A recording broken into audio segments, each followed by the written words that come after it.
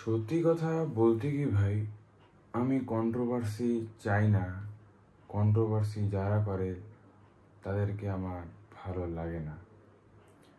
তো এখানে যারা কন্ট্রোভার্সি করেছে, এটা কন্ট্রোভার্সি নিজে থেকে হয় না। এটা কন্ট্রোভার্সি করতে গেলে এদিক পার্টি দুই পার্টির ঝগড়া ঝামেলাই কন্ট্রোভার্সি মোটামুটি বলে।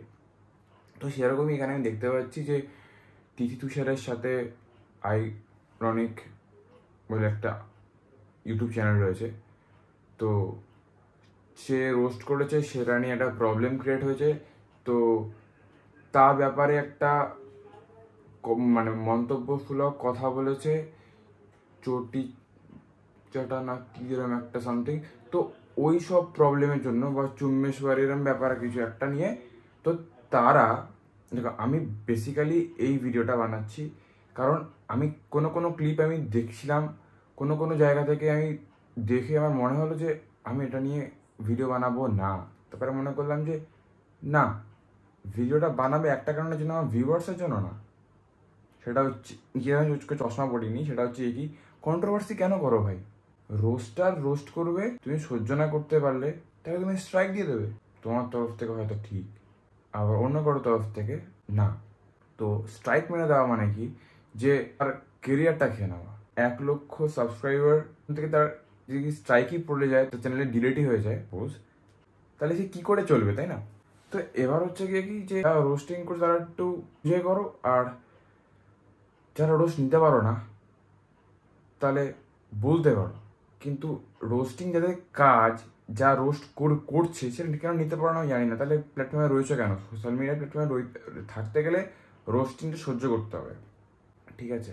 তো এবার হচ্ছে দ্বিতীয় পয়েন্ট, যে কথা বলে প্রবলেম সলভ করে না, সে ছোটো ক্রিয়েটারই হোক বা বড়ো ক্রিয়েটার। আজ তোমার থেকে যে পাওয়ারফুল, সে তোমার কাছে পাওয়ারফুল হলে তুমি তার সঙ্গে কিছু করতে পারবে না।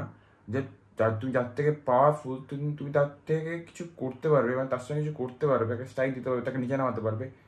তাই জন্য তুমি তার সঙ্গে বা তাকে তুমি স্ট্রাইক দিতে পারো, মানে তাকে নিচে নামাতে পারো। তো তাই জন্য আমি বলছি এটাই, যে আমি এসব জিনিস নিয়ে কথা বলতে চাই না। তো দেখতেই তো পারছো, পরপর আমি দেখাচ্ছি যে 1 লক্ষ 2 লক্ষ, তারপরে লক্ষ লক্ষ ভিউস আসছে। আর অ্যামেজিং রি এ নিয়ে ভিডিও বানিয়েছে, আর অ্যামেজিং রিকে আমি গ্রেট, আর ছোট্ট ছেলেকে আমি খুব ভালোবাসি, তিথি তুষারকে আমি ভালোবাসি, ঠিক আছে? তো সেখান থেকে দেখতে গেলে যে এটা প্রবলেম সত্যিকার বলতে গেলে ছোটো জায়গা থেকে হয় না, এটা বড় সড়ো প্রবলেম তখনই ক্রিয়েট হয় ছোটো জায়গা থেকেই।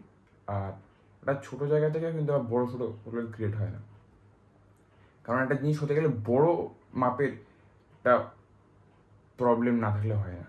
তো আমরা কন্ট্রোভার্সি করো না ভাই, কন্ট্রোভার্সি থেকে বেরিয়ে নিজের কন্টেন্টটাকে দেখো। আর যারা রোস্ট নিতে পারো না, তো তাহলে স্ট্রাইক দিয়ে দিও না, খারাপ লাগে।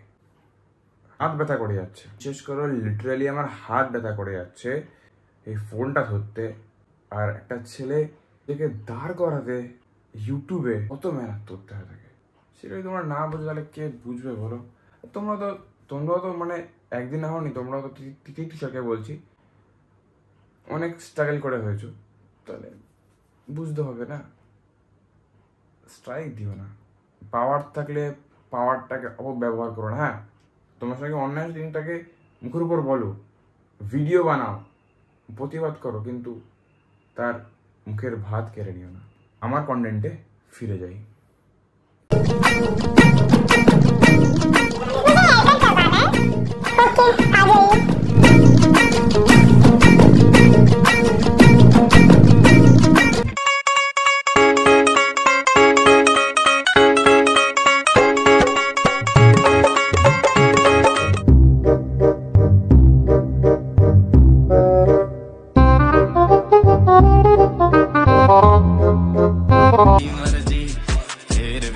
मैम हो गया आपका हेयर कट।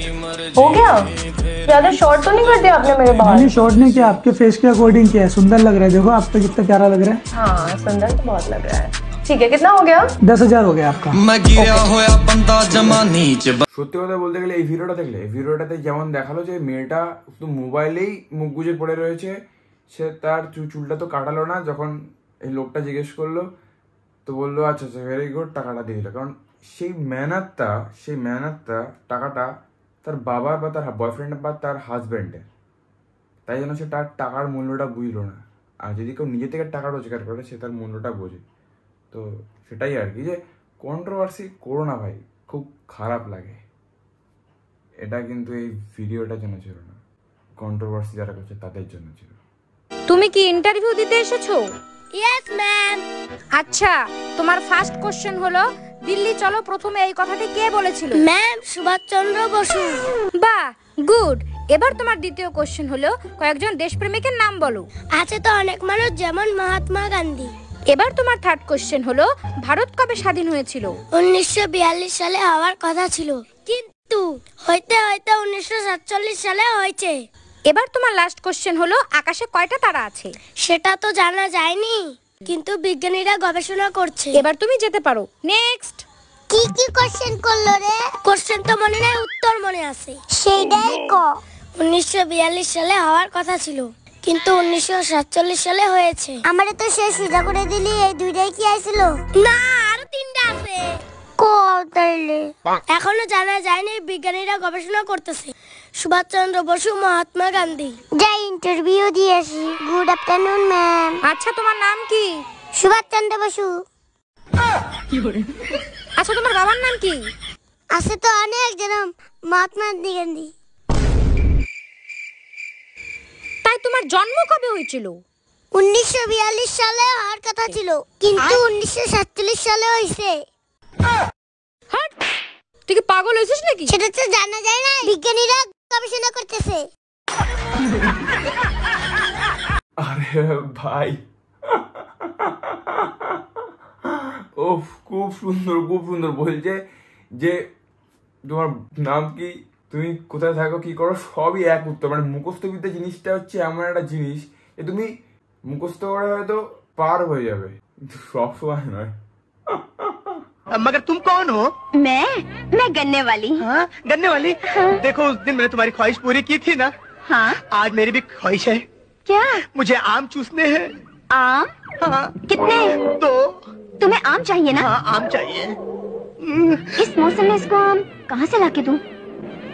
एक काम करती हूँ, अंधा है, इसको यही चुसवा देती हूँ। और क्या? तुम्हें आम चूसना है? हाँ। ये আরে ভাই, বলছে আম খাও, দুটো আম, তাহলে তুমি তোমার আমটা খাইয়ে দেবে? কি ভালো করে খাও, স্বাদ করে একবারে চুষিয়ে দাও, গাছ থেকে পেরে আম, তাই না? ভালো লাগবে খেতে। আম তো ভাই চুষেই খায় না।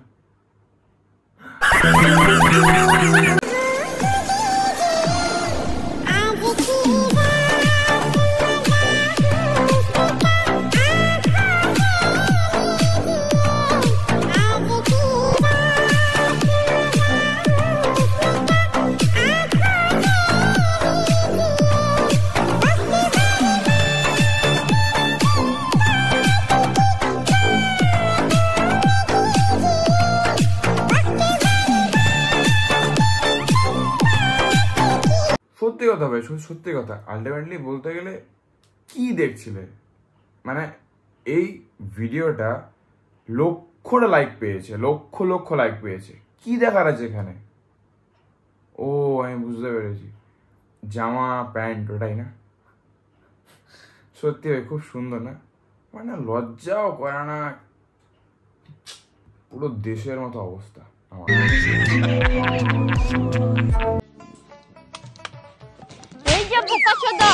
বললে দুর্গা পুজো তো চলে এলো, এখনো খয়নি ডলা খেলাচ্ছে, আমার শাড়িটা কবে এনে দেবে? কেন বা, তোমার তো আলমারি ভর্তি শাড়ি। হ্যাঁ, বোকা চন্দ্র, ওগুলো তো পাড়ার সবাই দেখে ফেলেছে, ওগুলো আমি পরে যাবো দুর্গা পুজোয়? বললি তোমাকেও তো পাড়ায় সবাই দেখিয়ে ফেলেছে। হ্যাঁ, তোমাকে এই দুর্গা পুজো চেঞ্জ করলে কেমন হয় কালো মুখে? কি বললি ঘাটু বড় নিবংশ ওলটে চামচ মুখ ঘটি মুখ বাটি মুখ দাঁড়া, এই প্যাক ফিরে মেরে তো গুছিয়ে দাঁড়া পালা। ভাই লিটারালি দারুণ দিয়েছে, দারুণ। যে তোমাকে চেঞ্জ করলে কেমন হয়? ভালোই লাগে, চেঞ্জ করলে তো ভালোই হয়, কারণ তুমি তো হয়তো নতুন পেয়ে যাবে, আর পাড়ার কয়েকটা ছেলে ও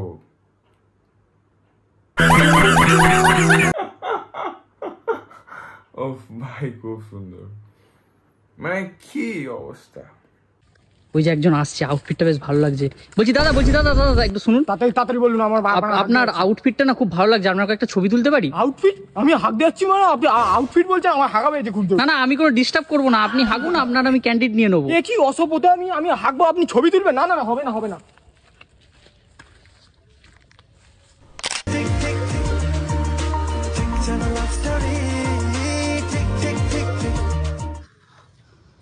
ধন্যবাদ দাদা আমাকে এতটা সময় দেওয়ার জন্য। এ কি আপনি আপনার ছবি তুলে দিয়েছেন, আমি হাঁকছিলাম? এগুলো ঠিক নয় দাদা, এগুলো ঠিক নয়। না আমি এই আপনার এই ছবিগুলো আমার ইনস্টাগ্রাম প্রোফাইলে আপলোড করবো, আর কিছু না। আপলোড করবি?